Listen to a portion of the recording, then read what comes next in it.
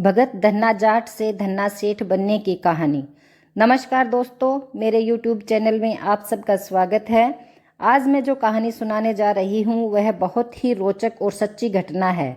दोस्तों, अगर आप भगत धन्ना जाट के बारे में जानना चाहते हैं तो कहानी को पूरा सुनें, और यदि चैनल को सब्सक्राइब नहीं किया है तो पहले चैनल को सब्सक्राइब ज़रूर कर लें। तो चलिए शुरू करते हैं आज की कहानी। धन्ना जाट एक बहुत बड़े कृष्ण भक्त थे। इन्हें धन्ना भक्त और धन्ना सेठ के नाम से भी जाना जाता है। इनकी भक्ति का प्रताप ऐसा था कि स्वयं भगवान कृष्ण इनकी गाय चराने के लिए आते थे और इनके साथ ही भोजन खाते थे। धन्ना भक्त का जन्म राजस्थान के एक जाट परिवार में 1415 ईस्वी को हुआ। इनके माता पिता खास तौर से खेती और गौ पालन का काम करते थे। एक बार धन्ना जी के परिवार के कुल गुरु, जिनका नाम पंडित त्रिलोचन था, तीर्थ यात्रा करके लौटे और कुछ दिनों के लिए धन्ना जी के घर पर ठहरे। पंडित त्रिलोचन शालिग्राम भगवान की सेवा किया करते थे। वे बड़े भाव से शालिग्राम शिला की सेवा करते, फूल अर्पित करते और उन्हें भोग लगाने के बाद ही भोजन ग्रहण किया करते थे। बालक धन्ना पंडित जी को यह सब करते हुए देखता था। उसे इस तरह भगवान की सेवा बहुत पसंद आई। कुछ दिन बाद जब कुलगुरु उनके घर से जाने लगे तो धन्ना पंडित जी से शालिग्राम पत्थर लेने की जिद करने लगा और कहने लगा कि मुझे ठाकुर जी चाहिए। लेकिन पंडित जी ऐसे ठाकुर जी को कैसे दे सकते थे। धन्ना जी को उनके माता पिता ने बहुत समझाया, लेकिन वो नहीं माने। आखिर में यही हुआ कि ये तो छोटा सा बच्चा है, इसे क्या ही पता चलेगा कि आम पत्थर और शालिग्राम पत्थर में क्या अंतर होता है। और अगले दिन जब पंडित जी नहाने गए तो वहाँ से एक काला पत्थर ले आए और धन्ना जी से बोले कि मैं 2 ठाकुर जी लाया हूँ, एक बड़े वाले और दूसरे छोटे वाले, आपको कौन सा चाहिए। तब उन्होंने बड़ा वाला ठाकुर जी मांग लिया। वही पत्थर जो वो नहाते वक्त लेकर आए थे उसे धन्ना जी को शालिग्राम ठाकुर जी बताकर दे दिया। ठाकुर जी को पाकर धन्ना जी बहुत खुश हुए और अपने साथ ही गाय चराने खेतों में लेकर जाने लगे। धन्ना जी की माँ अक्सर उन्हें बाजरे की रोटी और गुड़ दिया करती थी। ऐसे में धन्ना जी ने ये निर्णय किया कि अब वो पंडित जी की ही तरह ठाकुर जी को भोग लगाकर ही खाना खाएंगे।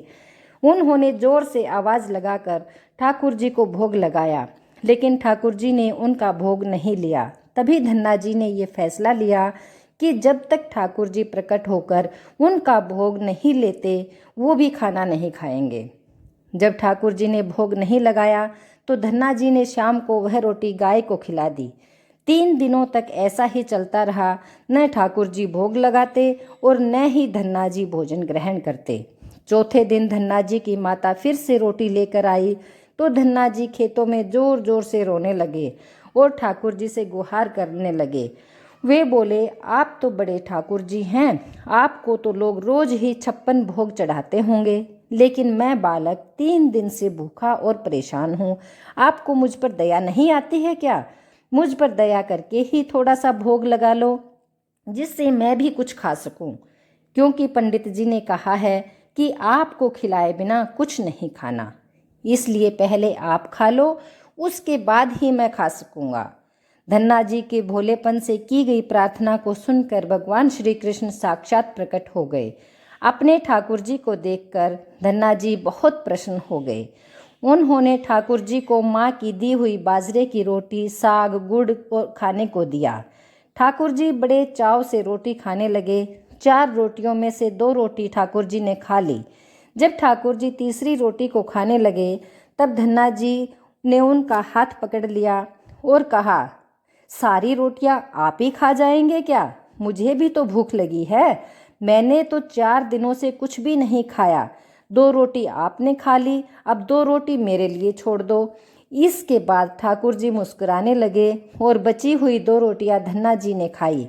भोग लगाकर खाना अब उनका रोज का नियम हो गया था। धन्ना जी जब गाय चराने जाते तो भोजन खेतों में जाकर ठाकुर जी के साथ ही करते। एक दिन ठाकुर जी ने धन्ना जी से कहा, तुम रोज मुझे रोटी खिलाते हो, मैं मुफ्त में रोटी नहीं खाना चाहता, इसलिए मैं तुम्हारा कोई काम कर दिया करूँगा। धन्ना जी ने कहा, मैं तो बालक हूँ, केवल गाय ही चराता हूँ, मैं आपको क्या काम बता सकता हूँ। तब ठाकुर जी ने कहा, मैं तुम्हारी गाय ही चरा दिया करूँगा। उस दिन के बाद से ठाकुर जी धन्ना जी की गाय चराने लगे। एक दिन धन्ना जी ने ठाकुर जी से पूछा, आप मुझे अपने हृदय से क्यों नहीं लगाते हैं। तब ठाकुर जी ने कहा, मैं तुम्हारे सामने प्रत्यक्ष प्रकट हो गया हूँ, लेकिन पूरी तरह से मैं तब मिलता हूँ जब कोई सद्गुरु जीव को अपना लेते हैं। अभी तक तुमने किसी गुरु की शरणागति ग्रहण नहीं की है, इसलिए मैं तुम्हें अपने हृदय से नहीं लगा सकता। तब धन्ना जी बोले, मैं तो जानता नहीं कि गुरु किसे कहते हैं, फिर मैं किसे अपना गुरु बनाऊं। ठाकुर जी बोले, काशी में सद्गुरु श्री रामानंदाचार्य मेरे ही स्वरूप में विराजमान हैं, तुम जाकर उनकी शरण ग्रहण करो। ठाकुर जी के कहे अनुसार धन्ना जी ने काशी जाकर श्री रामानंदाचार्य जी की शरणागति ग्रहण कर ली। उस समय धन्ना जी की आयु लगभग 15-16 वर्ष की थी। श्री रामानंदाचार्य जी ने धन्ना जी को अपने शिष्य के रूप में स्वीकार कर लिया और उन्हें आदेश दिया कि अब तुम अपने घर चले जाओ। धन्ना जी बोले, गुरुजी, अब मैं घर नहीं जाना चाहता, तो आप मुझे घर जाने का आदेश क्यों दे रहे हैं। गुरुजी बोले, अगर तुम यहाँ रहकर भजन करोगे तो केवल तुम्हारा ही कल्याण होगा, लेकिन अगर तुम अपने घर जाकर खेती किसानी करते हुए अपने माता पिता की सेवा करते हुए भजन करोगे तो तुम्हारे साथ कई जीवों का उद्धार हो जाएगा। गुरुजी के आदेश पर धन्ना जी घर लौट आए। इसके बाद जैसे ही धन्ना जी घर पहुँचे, ठाकुर जी ने उन्हें अपने हृदय से लगा लिया। इसके बाद धन्ना जी खूब संत सेवा करने लगे। जब भी उनके गांव में कोई साधु संत आते, धन्ना जी उन्हें अपने घर ले आते और बड़े प्रेम से उनकी सेवा करते, उन्हें भोजन खिलाते। संतों की सेवा करने के कारण उनके घर दूर दूर से साधु संत पधारने लगे। धन्ना जी उन सभी का बड़े प्रेम से आदर सत्कार करते और उन सभी को भोजन खिलाते। एक दिन धन्ना जी के पिताजी ने धन्ना जी से कहा, देखो बेटा, हम लोग गृहस्थ लोग हैं, यदि महीने में एक आध बार कोई साधु आ जाए तो हम उसकी सेवा भी कर दें और उन्हें भोजन भी करा दें, लेकिन तुम्हारी इन साधुओं से ऐसी दोस्ती हो गई है कि हर दूसरे दिन कोई ना कोई साधु चला ही आता है और अपने साथ एक दो को और भी ले आता है। यह ठीक नहीं है। हम अपनी खेती बाड़ी का काम करें या इन साधुओं की सेवा करें। तुम तो अभी बालक हो, कुछ कमाते हो नहीं, तुम्हारा पालन पोषण भी हम ही करते हैं और ऊपर से तुम साधुओं को बुला लाते हो। इस प्रकार इन निठल्ले साधुओं की सेवा करना ठीक नहीं है। इसलिए एक बात कान खोल कर सुन लो, आज के बाद यदि तुम किसी साधु को घर लेकर आए तो मैं उन्हें घर में नहीं घुसने दूंगा। तुम्हें यदि साधु सेवा करनी है तो पहले कुछ कमाई करो, फिर अपनी कमाई से साधु सेवा करना। पिताजी की बात सुनकर धन्ना जी उदास हो गए और चुपचाप खड़े हो गए। तब पिताजी ने धन्ना जी को डांटते हुए कहा, आज के बाद किसी साधु को घर में लेकर मत आना और जाओ खेतों में गेहूं बोकर आओ। खेत तैयार हैं, बोरी में बीज का गेहूं रखा है, इसे बैलगाड़ी में ले जाओ और खेत में बो दो। धन्ना जी ने बैलगाड़ी में गेहूं रख लिया और खेत में बोने के लिए चल दिए। धन्ना भगत थोड़ी दूर ही चले थे कि उन्हें मार्ग में 5-6 साधु संतों की टोली आती हुई दिखाई दी। धन्ना जी ने बैलगाड़ी से उतरकर उन्हें साष्टांग प्रणाम किया। संतों ने धन्ना जी को आशीर्वाद दिया और पूछा, बेटा, इस गांव में धन्ना जी का घर कौन सा है? सुना है वे जगत गुरु श्री रामानंदाचार्य के शिष्य हैं और बहुत छोटी उम्र में ही उन्होंने भगवान का दर्शन प्राप्त कर लिया है। हम भी उनका दर्शन प्राप्त करना चाहते हैं। यह सुनकर धन्ना जी संकोच में पड़ गए और वे हाथ जोड़कर बड़ी विनम्रता से बोले, महाराज, मुझे ही लोग धन्ना भगत कहते हैं। संत बोले, भगवान ने बड़ी कृपा की, हम जिनसे मिलने आए थे वे हमें यहीं मिल गए। निश्चित ही आप ऐसे ही भक्त हैं जैसा आपके विषय में सुना था। कितनी विनम्रता है आप में। चलिए आपके घर चलते हैं, वहीं बैठकर आपसे चर्चा करेंगे।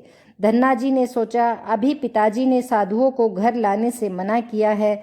यदि मैं खेतों में बीज बोने के बजाय इन साधु संतों को घर लेकर गया तो पिताजी आसमान सिर पर उठा लेंगे और इन साधुओं को भी भगा देंगे। तब धन्ना जी कुछ विचार करके बोले, महाराज, अभी घर पर कोई नहीं है, मैं भी खेतों की तरफ ही जा रहा हूँ, आप मेरे साथ वहीं चलिए। संत बोले, ठीक है, हमें तो आपसे मिलना था, अब आप जहाँ ले चलें हम वहीं चलेंगे।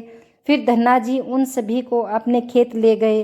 खेत में एक पेड़ के नीचे बने चबूतरे पर साधुओं को बैठाकर बोले, महाराज, आप यहीं पर कुछ देर विश्राम कीजिए, तब तक मैं आपके भोजन की व्यवस्था करता हूँ।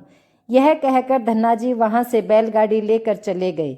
बैलगाड़ी लेकर धन्ना जी सीधे बनिया की दुकान पर पहुँचे। वहाँ पर उन्होंने बैलगाड़ी में जो बीज वाला गेहूँ जो खेत में बोने के लिए रखा था उसे बनिए को बेच दिया और उससे दाल बाटी और चूरमा बनाने का सारा सामान खरीद लिया। सामान लेकर धन्ना जी खेत पहुँचे। वहाँ पर उन्होंने संतों के साथ मिलकर खूब बढ़िया दाल बाटी और चूरमे का प्रसाद बनाया। भगवान को प्रसाद का भोग लगाने के बाद बड़े प्रेम से उन्होंने संतों को भोजन करवाया। इसी बीच भगवत चर्चा भी होती रही। संतों को भोजन करवाने के बाद बड़े प्रेम से उन्हें विदा भी कर दिया। संतों के जाने के बाद धन्ना जी सोचने लगे कि बीज वाले गेहूं को तो बेचकर संतों को भोजन करा दिया, अब खेत में क्या बोया जाए। अगर पिताजी ने फिर बीज मांगने गया तो पिताजी बहुत नाराज होंगे। यह सोचकर धन्ना जी ने बोरियों में रेत भर ली और आसपास के लोगों को दिखाने के लिए उस रेत को ही खेतों में बोने लगे। धन्ना जी ने राम राम का नाम लेते हुए शाम तक बोरियों की सारी रेत खेत में छिड़क दी। आसपास के खेतों के किसान देख रहे थे कि धन्ना सेठ के खेतों में गेहूं बो रहे हैं, परंतु वे तो खेतों में रेत बो रहे थे। खेत बोने के बाद धन्ना जी बड़े प्रसन्न मन से घर की ओर चल दिए। वे सोचने लगे, खेत में तो कुछ उगना नहीं है तो देखभाल भी नहीं करनी पड़ेगी। घर पर पिताजी ने पूछा, खेत बो आए? धन्ना जी बोले, जी पिताजी, बो आया। कुछ दिन बाद धन्ना जी के पिताजी और गांव के कुछ बड़े बूढ़े लोग धन्ना जी के पास आए और बोले कि तुमने कैसा खेत बोया है, ऐसी फसल तो हमने अपने जीवन में आज तक नहीं देखी। ऐसा लगता है जैसे गेहूं का एक एक दाना नाप नाप कर एक समान दूरी पर बोया गया है और सारे ही दाने उग आए हों। इतनी सुंदर फसल तो हमने आज तक नहीं देखी। ये सब तुमने कैसे किया? धन्ना जी सोचने लगे, ये सब उनको ताने मार रहे हैं, खेत में कुछ उगा ही नहीं होगा, इसलिए ऐसी बातें बोल रहे हैं। तब धन्ना जी ने स्वयं खेत पर जाकर देखा। वहां जाकर वे आश्चर्यचकित रह गए। उन्होंने देखा जिस खेत में उन्होंने रेत बोई थी वहां पर फसल उगाई है और ऐसी सुंदर फसल उन्होंने कभी नहीं देखी थी। फसल को देखकर धन्ना जी को भगवान की कृपा का एहसास हुआ और उनकी आंखों से आंसू निकल आए। धन्ना सेठ जोर जोर से रोने लगे। जब धन्ना जी के पिताजी और अन्य गांव वालों ने रोने का कारण पूछा तब धन्ना जी ने रोते हुए सारी घटना कह सुनाई। धन्ना जी बोले, पिताजी, जब आपने संतों को घर लाने से मना कर दिया था और खेत में बोने के लिए गेहूं दिया था, उसी दिन मुझे मार्ग में कुछ संत मिल गए। मैंने उन संतों को अपने खेत पर ठहराया और बीज वाला गेहूं बनिए को बेचकर संतों को भोजन करवाया। इसके बाद मैंने खेतों में रेत बो दी। रेत बोने के बाद यह फसल कैसे उगाई मुझे नहीं मालूम। धन्ना जी की यह बातें सुनकर उनके पिताजी के भी आंसू निकल आए और वो बोले, मेरा धन्य भाग जो मेरे घर में ऐसे पुत्र ने जन्म लिया।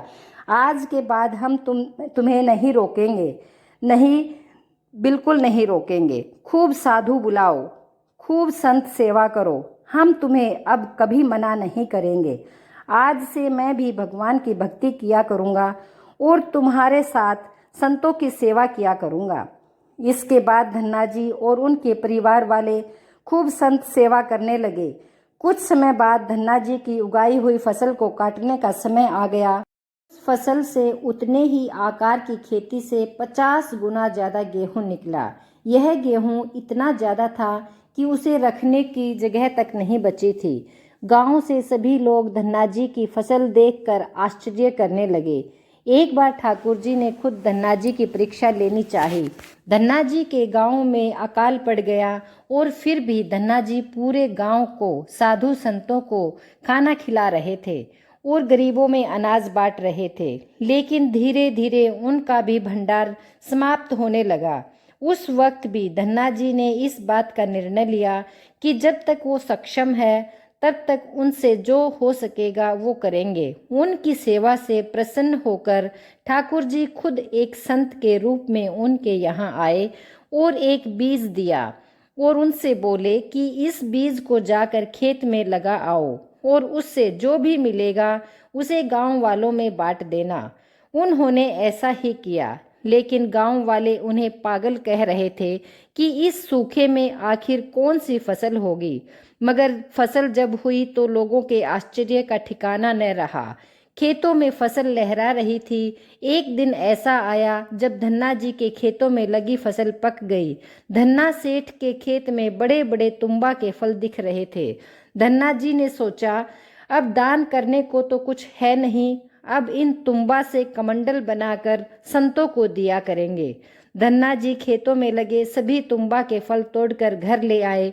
घर आकर जैसे ही उन्होंने एक तुम्बा को कमंडल बनाने के लिए काटा, उन्होंने देखा यह तुम्बा हीरे, मोती, जवाहरात और कीमती रत्नों से भरा हुआ था। तुम्बा को देखकर, कीमती रत्नों से भरा देखकर वे आश्चर्यचकित रह गए। उनके पास तो तुम्बा की पूरी फसल थी। उन्होंने देखा सभी तुम्बों में ऐसे ही कीमती रत्न भरे हुए थे। इस चमत्कार को देखने के बाद धन्ना जी को उन संत की याद आई जिन्होंने उन्हें तुम्बा के बीज दिए थे। अब धन्ना जी उस धन से लोगों की सेवा करने लगे। वे फिर से दोनों हाथों से लोगों की मदद करने लगे। उस समय वह अकाल कई वर्षों तक चला। उस समय धन्ना जी ने अपने घर में और आसपास के कई गांवों में लंगर शुरू करवा दिया। आसपास के सैकड़ों गांवों के लाखों लोग वर्षों तक धन्ना जी के लंगर में तीनों समय भोजन किया करते थे। धन्ना सेठ ने अपने जीवन काल में कई मंदिर, बावड़ियां, तालाब और धर्मशालाएं भी बनवाई और हर तरह से साधु संतों और जरूरतमंद लोगों की मदद की। लोग धन्ना जी को धन्ना सेठ कहकर बुलाने लगे। धन्ना जी जैसा धनी आज तक कोई नहीं हुआ है। वे धन और मन दोनों के धनी थे। तो ये थी आज की कहानी। धन्यवाद।